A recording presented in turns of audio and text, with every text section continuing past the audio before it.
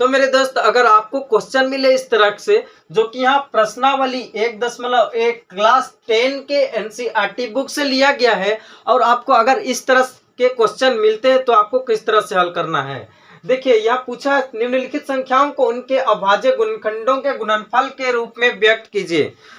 देखिए मेरे दोस्त, जब भी आपको क्वेश्चन मिले तो आपको सबसे पहले समझना है कि वो क्वेश्चन क्या पूछ रहा है। इसमें जो यहाँ शब्द है, एक शब्द क्या है, अभाज्य। देखिए, अभाज्य दो शब्दों से मिलकर बना है। पहला क्या है, अ। पहला शब्द क्या है, अ, और दूसरा है यहाँ पे भाज्य। पहला शब्द अ का मतलब होता है नहीं, इसका मतलब क्या होता है, नहीं। और दूसरा शब्द है भाज्य। देखिए, भाज्य संख्या का यह परिभाषा क्या होती है। देखिए, भाज्य संख्या उस संख्या को कहते हैं जो 2 से पूरा पूरा भाग लगे, इसी को कहते हैं ना।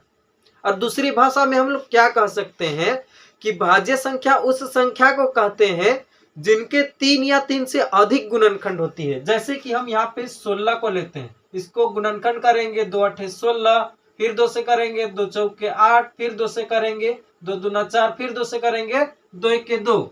अगर आपको गुणनखंड नहीं आता है गुणनखंड करना, तो उसके लिए मैंने अलग से वीडियो बना कर रखा है, लिंक डिस्क्रिप्शन में और आई बटन पे दे देंगे, वहां से देख सकते हैं, ठीक है।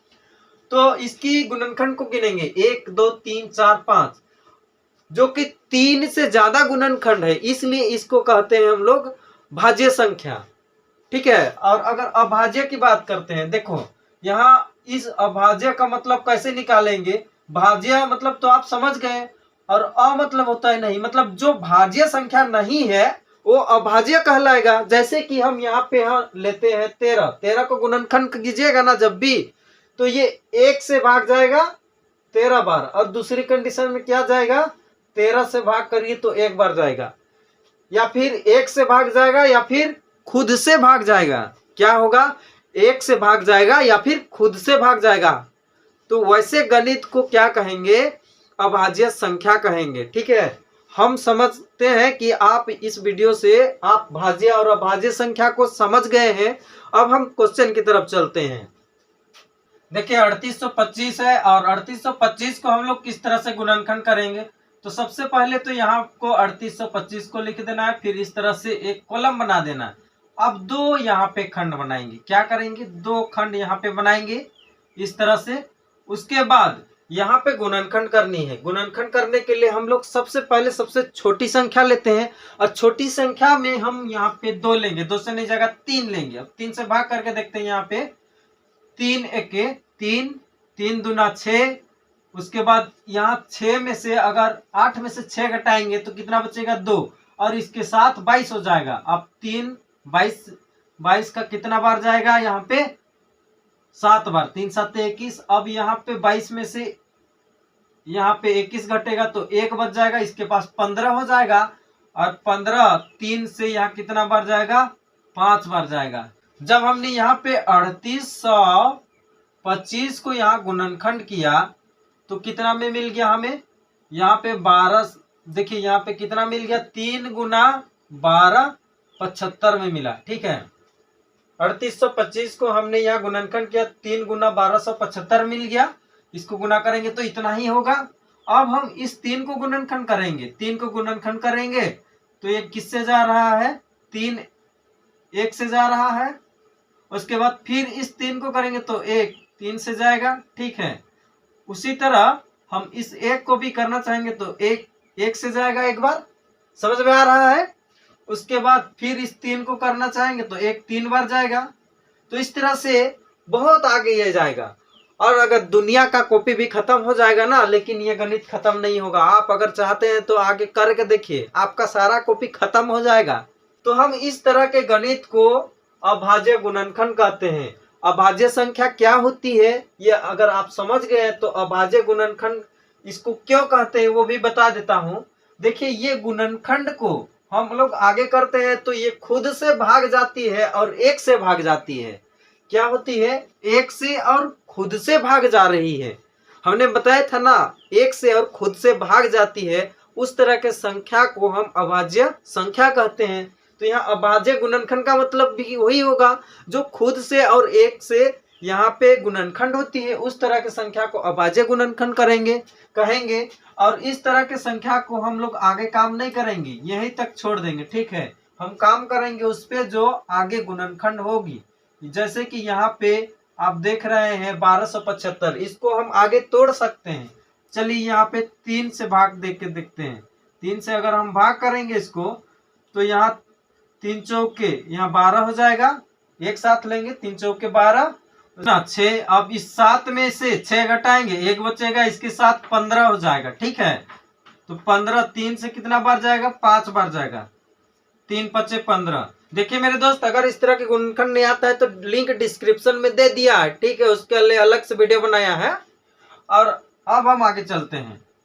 यहाँ अब हम क्या किए, इस 1275 को देखिए, 1275 को हमने यहाँ पे तोड़ दिया, तो किसमें किसमें टूटा, यहाँ पे 3 गुना 425 में टूटा, ठीक है। 3 गुना 425 में टूटा। अब हम 5 को लेते हैं, 3 से नहीं जाएगा, तो 5 8 40, उसके बाद 2 बचा, 5 पचे 25, ठीक है। अब क्या किए हमने यहाँ पे 425 को, किसको, 425 को जब हम यहाँ पे तोड़ते हैं तो 5 गुना 85 में यहाँ टूट जाता है, ठीक है। अब हम इस 85 को तोड़ेंगे, तो यहाँ पे देखिए 5 से तोड़ेंगे, 5 के 5, उसके बाद 8 में 5 घटाएंगे, बचेगा 3, तो 35 हो जाएगा। 5 7 35। अगर 85 को तोड़ा तो 85 किसमें टूटा, 5 गुना 17 में टूटा। अब इस 17 को आगे तोड़ेंगे तो कितना, 1 गुना 17 में जाएगा। फिर अगर इस 17 को अगर तोड़ना चाहे तो 1 गुना 17 में जाएगा। फिर इस 17 को तोड़े तो 1 गुना 17 में जाएगा। और ये दुनिया का कॉपी खत्म भी हो जाएगा ना, लेकिन ये गणित खत्म नहीं होगा। तो इस तरह के गणित को हम आगे नहीं बढ़ेंगे, ये पे छोड़ देंगे, ठीक है। और हम यहाँ पे क्वेश्चन को हल करेंगे अभाज्य गुणनखंडों। देखियो अभाज्य गुणनखंड क्या है, यहाँ पे अभाज्य गुणनखंड यहाँ इसलिए हम कह रहे हैं कि इसको आगे हम भाग नहीं कर सकते, तो हम इसको अभाज्य गुणनखंड कहेंगे। इस तरह में जो भी है 17 5 5 3 3, इसको हम अभाज्य गुणनखंड कहते हैं। तो मेरे दोस्त, इस तरह से आपको गुणनखंड कर लेनी है। कर लेने के बाद आपको यहाँ पे किस तरह से लिखे हैं ये समझ में आ गया होगा। 3825 को हमने तोड़ा 3 गुना 75 में, फिर इसी 1275 को हमें यहाँ पे लिखनी होती है, जो कि यहाँ पे आती है। उसके बाद ये मिला, इसको यहाँ लिखा, इसको यहाँ लिखा। अब हम क्या करेंगे, यहाँ पे 3 है 5 है 5 है और 17 है, जो कि यहाँ यहाँ यहाँ यहाँ यहाँ इस तरह में जो नीचे है इस सारे को लिखेंगे। अब देखिए यहाँ के 3, इस वाले 3 को हमने क्या किया, यहाँ पे लिखा है तो यहाँ 3 को लिखेंगे, उसके बाद इस वाले 3 को लिखेंगे गुना करके, उसके बाद इस वाले 5 को लिखेंगे, उसके बाद इस वाले 5 को लिखेंगे, उसके बाद ये वाले गुना 17 को भी लिख देंगे। अब एक चीज ध्यान दीजिएगा मेरे दोस्त, यहाँ पे 3 लिखिएगा, ठीक है। और यहाँ सेम संख्या, सेम अंक वाले संख्या कितना है, यहाँ पे 3 की संख्या 2 है, तो घात में हम यहाँ 2 लिख देंगे। यहाँ पे भी देखेंगे गुना 5, 5 की संख्या 2 है तो घात में 2 लिखेंगे। उसके बाद ये 17 को सिंगल है तो सिंगल लिख देते हैं। इतना कर लेने के बाद आपको लिखना है, इसीलिए अभाज्य गुणनखंडों के गुणनफल बराबर लिख के यहाँ पे 3 स्क्वायर गुना 5 स्क्वायर गुना 17, इतना लिखने के बाद आपको लिख देना है उत्तर। देखिए मेरे दोस्त, अगर आप इतना लिख के आते हैं एग्जाम के पेपर में तो आपको पूरे के पूरे मार्क्स मिल जाएंगे। तो मेरे दोस्त, आपको इस चैनल पे न केवल हल करने की सबसे सरल विधि, बल्कि ये भी बताया जाता है कि आपको किस तरह से एग्जाम के पेपर में लिख के आना है, ताकि आपको पूरे के पूरे मार्क्स मिल सके। तो चलिए मिलते हैं अगले वीडियो में, अभी के लिए बस इतना ही। जय हिंद, वंदे मातरम।